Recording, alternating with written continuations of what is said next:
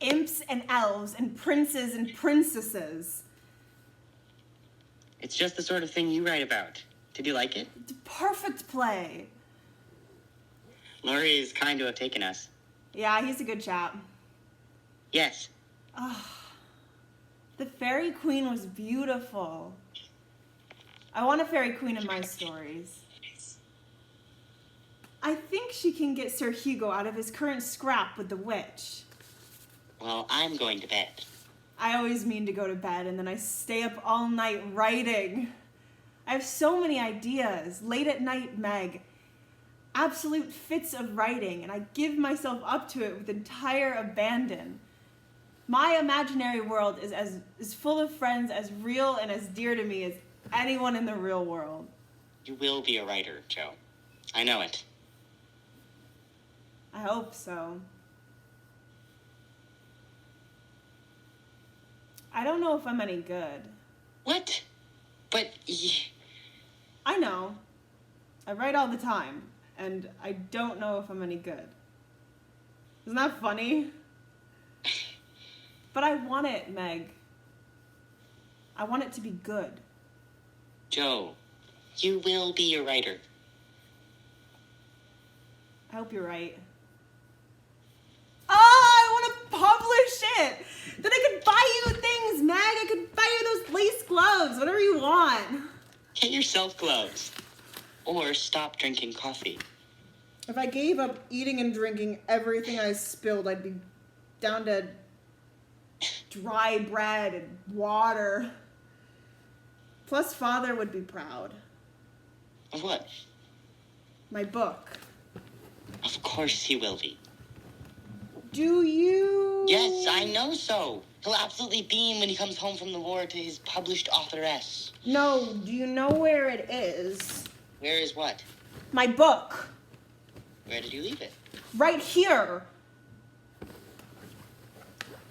Lori! I have news for you. A new book? Perhaps. Soon. But I've decided to go to New York City. I have so much I want to experience, Lori. I have so much I want to see and then write down. Sometimes I feel like I want to write down the whole world, but how can I write adventures when I don't have any of my own? You're moving away. Yes. To New York. I'll write. I'll visit. Joe.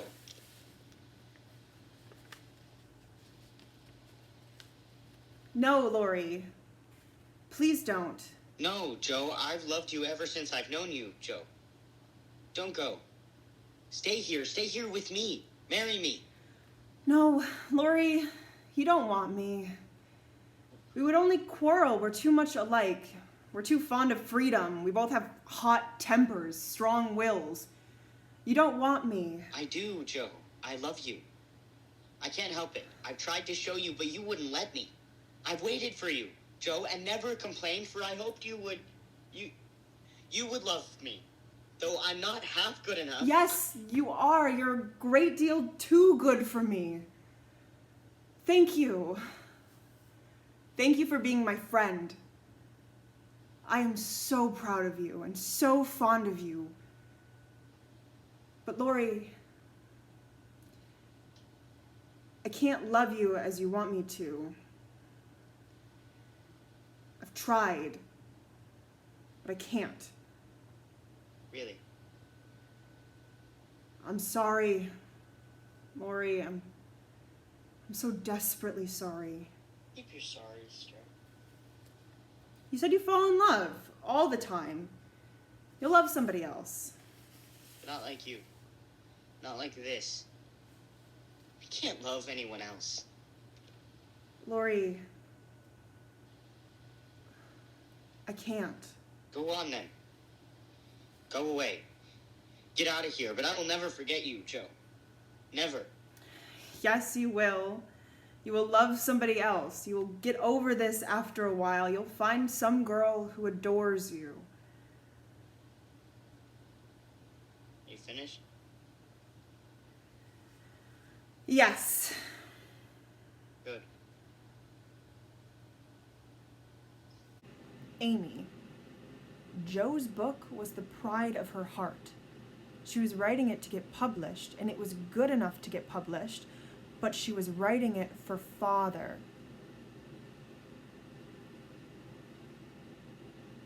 Amy, look at me.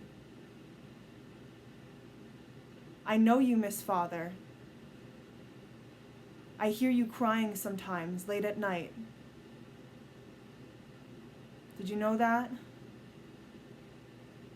And Beth, when she's trying to decide what piece to play next on the piano, she mumbles to herself while going through her sheet music about what she thinks Father would like most to hear, and she chooses accordingly.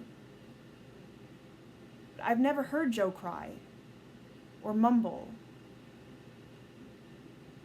She puts all her tears and her thoughts into her writing.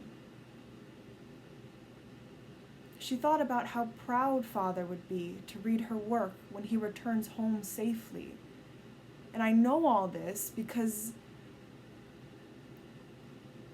I think about him too, out there without us.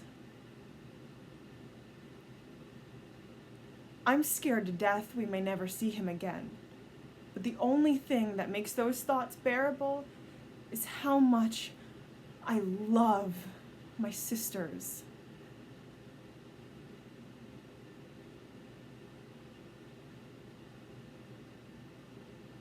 You have to make this right, Amy.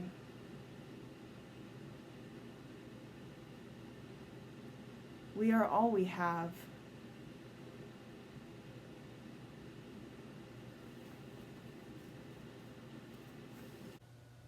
Did the children make you a new hat? Oh, yes. Silly things. Are you dismayed by it? No. It is a wonderful hat. It is a truly glorious hat. It is what I find written on this hat that is truly dismaying.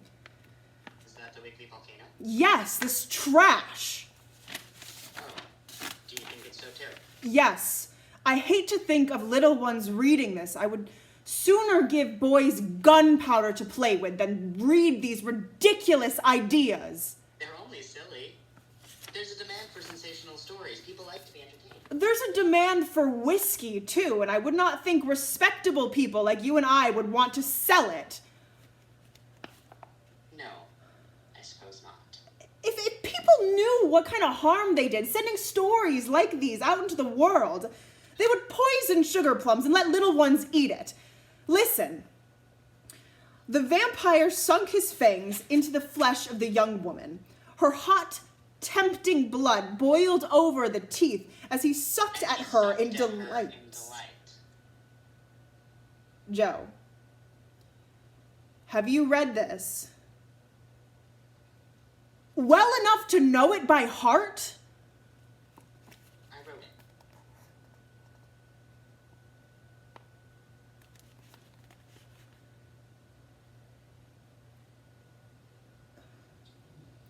You wrote it? I've always written sensational stories since I was a child.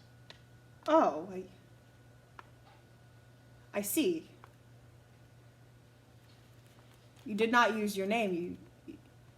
This says someone else's name, a man's name. Yes. Is that... May I ask, is that because you do not feel like it was written by you?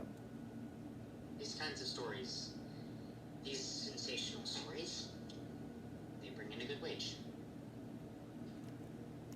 Oh. It's not easy being so poor. Yes, I know that.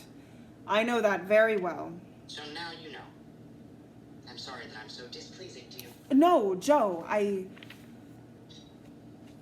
am surprised that this is what you choose to write.